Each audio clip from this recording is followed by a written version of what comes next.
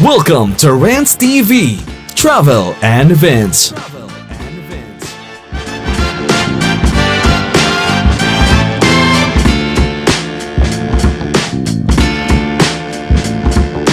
Andito tayo sa Binondo Ramp. Ang exit nga nito ay Juan Luna Street at dire-diretso na yan papuntang Divisoria kapag baba mo. Nandyan na rin yung Chinatown at Ongtin at yung Plaza Lorenzo at yung San Lorenzo Church kapag baba mo lang dito. Kaya napakalapit lang lakarin kung pupunta dito. Ayan no, napakalapit lang. At i-update ko po kayo ngayon kung anong kaganapan as of today, October 19, 2024. Time check is 6 PM local time. As usual, umulan na naman mga idol.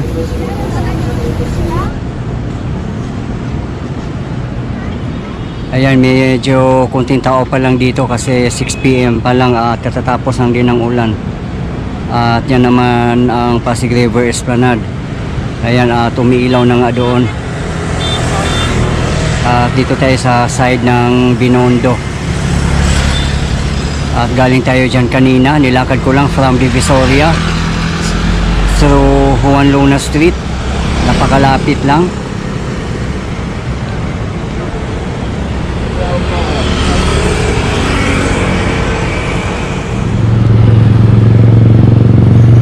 Ayan, nandito ako mismo sa gitna ng bridge, sa may railings, sa center railings ng bridge or parang island niya. At wala pa naman nakaupo dito at ako pa lang ang nandito. Update natin sa mga ilaw dito sa mga poste, hindi pa rin napapalitan. Ayan no, kaya medyo madilim dito. Yan, umakyat si kuya sa railings para makatawid dito sa kabilang side. At dito naman sa harapan natin may vendor din, ice cream pa lang. At yung mga nakatambay, mga motorist pa lang. Ayan no, busy sila sa pag selfie. Yan, may isang ice cream vendor na naman parating. May umakyat na naman doon si kuya.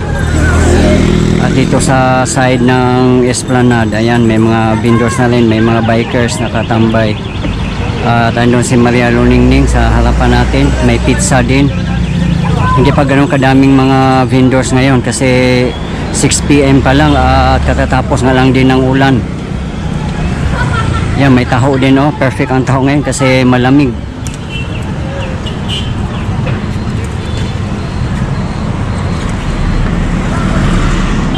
Sa tapat natin ay Plaza Mexico.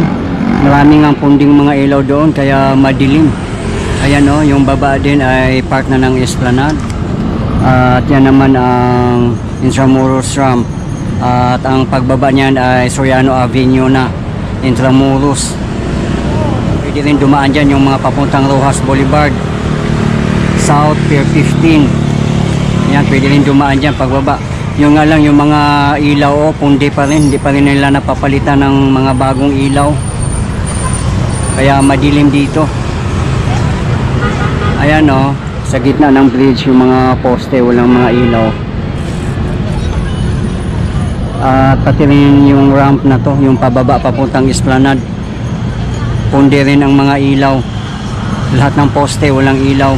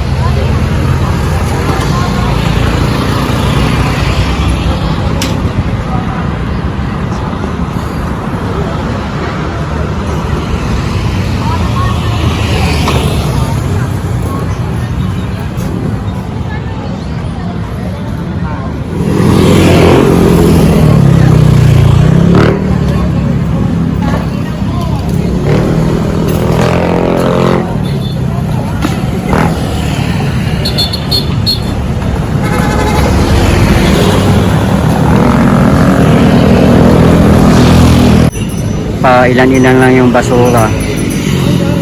Kasi nga konti pa lang namang tao.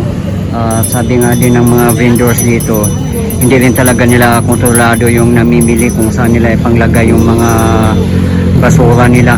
Kasi sila mismo dito mga vendors, may kanya-kanya silang sakong dala para lagayan ng mga basura.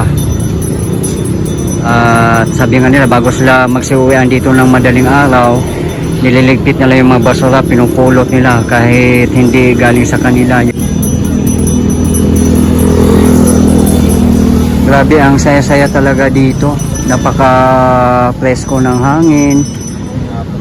Talagang very relaxing yung ambience niya. Kaya nakakabighani talaga. Kaya yung mga motorist dito na mapapadaan, mapapahinto talaga.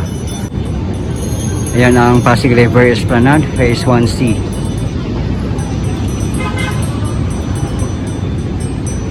Pupunta din tayo mamaya doon. At yan naman sa harapan natin ang Jones Bridge.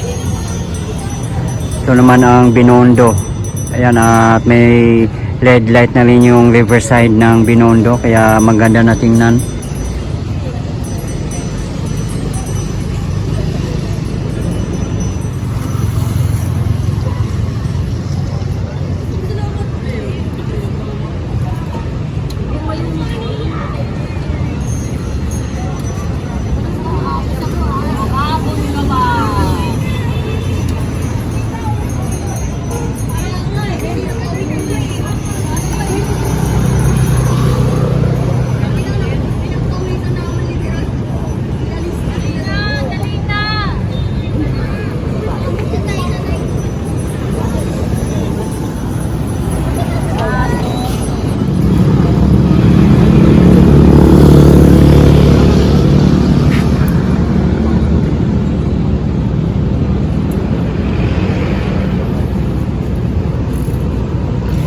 At ito naman yung stairs ng Binondo Intramuros Bridge.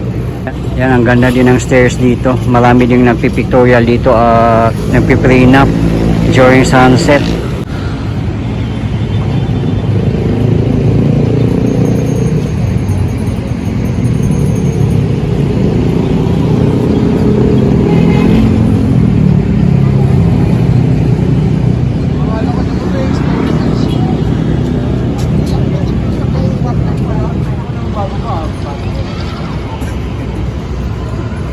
Approve.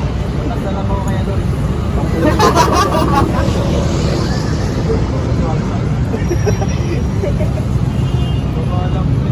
Babalang mo yung bamban. Tasan yun.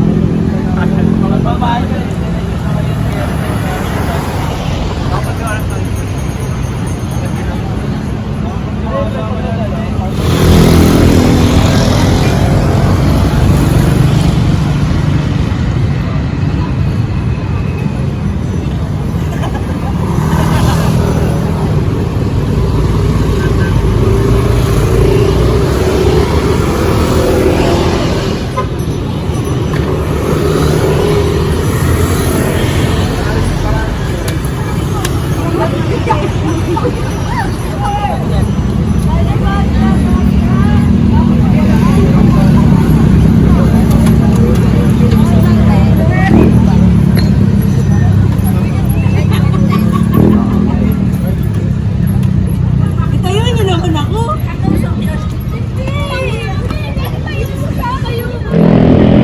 Pagbaba nyo ng ramp na to ay Soriano Avenue na, at kung hanap nyo ay Jollibee, Greenwich, KFC, Chowking, Max, Uncle John's Convenience Store, Bacolod Chicken, meron dyan. At pati Manila Cathedral dyan din sa Soriano Avenue, kaya napakalapit lang, isang kembot lang dito sa Esplanade. Ayan, at from Soriano Avenue dyan kayo dumaan sa may General Luna papuntang Luneta Park.